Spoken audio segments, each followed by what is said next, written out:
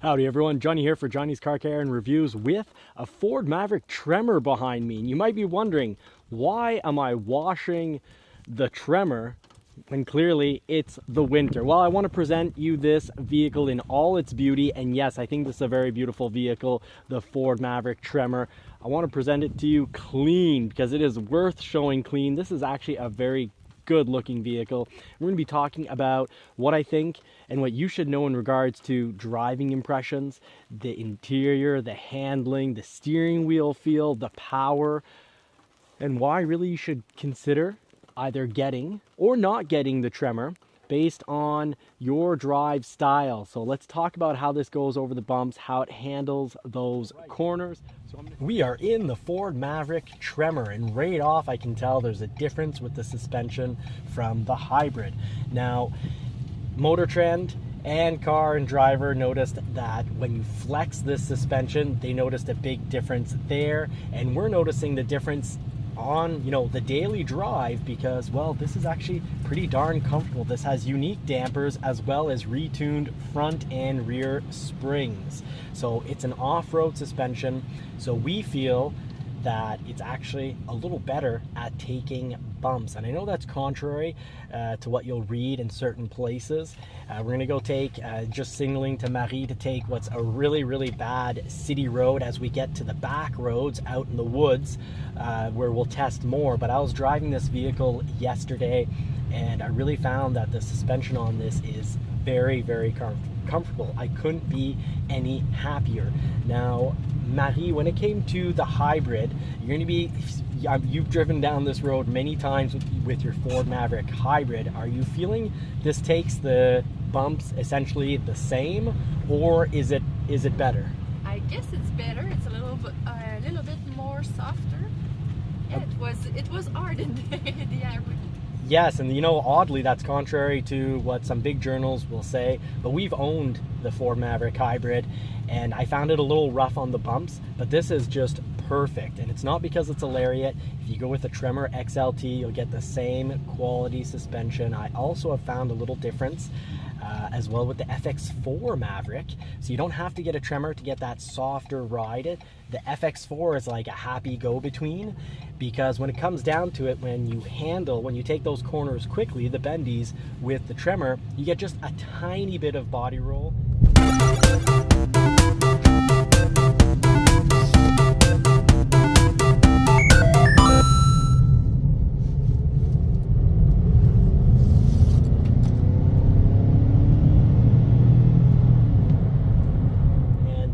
Maverick, I think, Marie, you can say you got no body roll in the corners, or did you just never drive it that hard?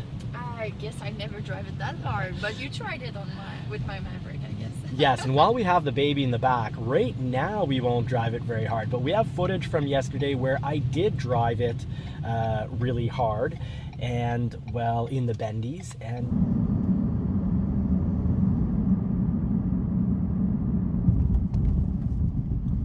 well, the body roll on this was very slight, so I'm very impressed with the limited body roll. But with the hybrid, her hybrid, when I took it on my own, I did drive it really hard in the bendies, and that felt like I'd call it a sports truck, even though it was the hybrid. And that would be the same thing is true of your EcoBoost. And you go with the FX4, you're still getting that off-road suspension, not the same as on the Tremor. Now the Tremor has 0.8 inches, basically an inch of, it has an inch of extra height, and overall a little bit more clearance, 0.8 inches of extra clearance. But this definitely is a little better on the bumps. The hybrid passed the test. It was just a little rough, but for a truck that has a 1,500 pound payload, we certainly didn't mind one bit. We loved our hybrid. Now this has a 1,200 pound payload, takes the bumps a little bit better, because this is very smooth. Like we're going towards the woods. You can see it in the side window here, mostly just trees. This road's actually pretty bad, and I'm feeling as good in this as I am my Lariat Lightning, and I'd say it almost takes the bumps as good as the Bronco Wild Track with the Haas 3.0 suspension. And compared to the Badlands Bronco, I'd say this this takes the bumps just as well as the Badlands Bronco. Would you say I'm wrong about that, or do you feel the Badlands Bronco was just a little bit better? Oh, it's a tough one. I'm not sure. I don't remember that much. So, okay, well, I'd say, you know, I do recall, and I drive down with the Bronco wild track down this road every day. Not every day, but quite often, because I'm also test driving the Lightning, and I can tell you that this takes the bumps incredibly. Now, all EcoBoost 2-liter turbo Mavericks, whether you're front wheel drive only or all wheel drive, have 250 horsepower and 277 pound-feet of torque. That gets you from 0 to 60 in 6.1 seconds. So this is a very peppy truck. It's not extremely fast, but that is fast for a truck compared to a sports car. You know, that's decent, okay sports car times, but it's incredible for, it's very impressive actually for a truck. People don't give it enough credit for that. And there's a whole lot going on with this Tremor package. Now, we don't feel that you absolutely have to get the Lariat. Now, these seats are comfortable, but when you drive really hard, the Activix seating, you will slide a little bit, but not like a Jeep Wrangler. It's not a almost flat back. These seats do have nice bolstering on the side, and the baby seat is in the back, and I've got enough space. And actually, that how the baby seat is set up, it takes up the most space possible because it's the whole reversed young baby car seat setup. I'll gain a lot of space when we put in the baby seat for when our daughter is older. So space wise, it's actually very surprising how much space you get out of the Maverick. This is a little longer than the Bronco Sport, a little wider. There's an extra 16 inches between the axles on the Ford Maverick. So I'm actually really impressed with this. I find it's a great option if you don't have to have an SUV. The Bronco Sport's a great vehicle, the big Bronco is a great vehicle, but if you need a bed, this is really hard to beat. The payload on this is 1,200 pounds, which is still very good. Ram 1500 Classic plays in the 1,300 pound payload. Payload means how much weight you can add to the vehicle, not to be mixed up with towing capacities. And this is an impressive little truck. You get 33 cubic feet of space in the rear box, and we're out in the country on a back country road, and this thing is very comfortable.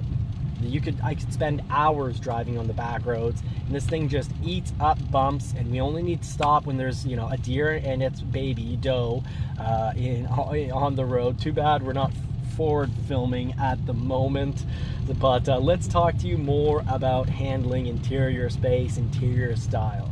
Now, if you do need to stop quickly, let's say when you're not on an ice sheet as we currently are, when you do need to stop quickly, the Ford Maverick is going to stop in 171 feet for the Tremor, according to Car and Driver and Motor Trend. And now if you're going for a braking test with your FX4, you could say the Tremor's less expensive rival, you're going to stop in 170 feet. So a foot difference, it's essentially the same. We're still on the road that has deer on it, so we're not speeding down this ice sheet. It's important to be responsible when you've got 3-peak Snowflake rated tires. They're not an ice tire that would just basically melt away under summer temperatures. So you need to keep that in mind if you do drive these tires year round. Now, if you are going to drive your Maverick Tremor year round, what type of fuel economy can you expect? Well, you can expect about, in real world driving, 3 miles per hour more than your standard EcoBoost. So your standard EcoBoost is going to be getting around 26 miles per gallon average. This is going to be getting more around 29 miles per gallon average. Now, if you're doing, you know, the EPA test, they'll clock the Maverick here for highway driving at 24 miles per gallon for the Tremor, and 21 miles per gallon if it is your regular EcoBoost version. So do keep in mind that having this more aggressive, you could say, Maverick is going to cost you a little more in fuel economy. Of course, that's because the vehicle is an inch higher and it has an inch lift on it, resulting in, well, of course, more wind resistance, and you have more aggressive tires. So that's the cost of all that great looking tire and ride height setup. Now, all Ford Mavericks share the C2 platform. That means they're sharing the platform with the Bronco Sport. This is actually 28 inches longer and 16 inches wider between the axles, so you are getting more space. Very spacious cabin. Now do keep in mind that second row, the back row back there, the seats are at more of a straight angle as your Bronco Sport. So if you wanted to do some extreme long driving distances with this, do keep in mind adults in the back after many hours are gonna find it a little less comfortable than they will the Bronco Sport. But I think the extra length on this and extra utility is absolutely worth considering. This is a perfect truck to take you out to the cottage, or to pull your jet skis, to pull your snowmobiles, or pull, you know, all your four-wheelers, really your playthings. It's a great truck to take you out camping, to take you hunting, or to take you actually off-roading in the woods. You know, testing out this suspension and how good it is on the bumps really makes me think that this is a good off-road machine. Now, it is a unibody, and as a unibody, I'm finding this very comfortable for the drive. It is sublime, whether you're going quickly into the corners or going over some very bumpy country roads. The drive is sublime. Now the engine, being that it's a 4-cylinder 2-liter turbo, this does not sound like a luxury, high-end luxury vehicle. It is, you are going to get a little bit of wind noise, and that's the big thing that I've noticed. Don't be fooled between an XLT and a Lariat. The wind noise coming in is very similar, and the engine noise that you're going to hear inside the cabin is similar. You are going to hear a bit of a noisy engine, and it's not coming from the exhaust. It's not because Ford put, you know, aftermarket style loud exhaust in the back. Actually, we don't hear that rear exhaust very much, but what we do definitely hear is the engine if you're hard on the pedal. Now right now Marie is not being hard on the pedal because we're dealing with slushy, icy conditions, and we're, you know, she's being a good mama, and Marie is being careful with the drive, so I'm really happy about that. I'm also happy about, I'll repeat it, the space. Right now, how that car seat is set up, it takes up the most possible room. And I still have, at, you know, 5'11" with my boots on, so 5'10" without these boots, but I still have 2 inches of knee space in this vehicle. So very happy with that. I do think the Bronco Sport is worth mentioning as a great option, but I love how with the Maverick Bronco Sport, remember you have to go up to Badlands to get this 2-liter turbo engine, and while it's a little noisy, it's a lot powerful. Totally worth it, and you have to spend a lot of money on the Bronco Sport to get this engine. This is a high-end engine. I feel this is an engine that belongs appropriately in an Audi or a Lincoln, and guess what? The Lincoln Corsair and Lincoln Nautilus current for 2023, we're both using this engine, and it's appropriate. It's powerful, it's got great pedal to the metal action, and you're getting a whole lot of smiles with that acceleration, and not a whole lot of, you know, I always say smiles per gallon. Your gallons aren't really low while your smiles are really high, and normally that's the way it is. A lot of smiles means really poor mile per gallon fuel economy, and that's just not the case with this vehicle. Fantastic fuel economy.